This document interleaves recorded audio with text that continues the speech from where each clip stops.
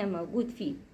اللي موجودين في البيئة الزراعية بيعتمدوا على الزراعة وكل الأنشطة المرتبطة بالزراعة، عكس الموجودين في البيئة الصناعية اللي مولودين مثلا في مكان زي برج العرب، اللي موجودين في مكان زي المحلة الكبرى. هنلاقي ان كل تفكيرهم وأنشطتهم جاية من خلال البيئة الصناعية اللي أنا موجود فيها.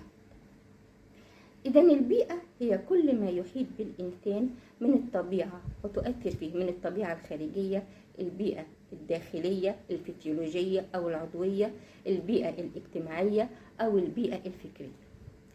كل هذه البيئات من خارجية أو داخلية أو اجتماعية بتشكل المناخ الفكري والأخلاقي للإنسان. مجموع هذه العناصر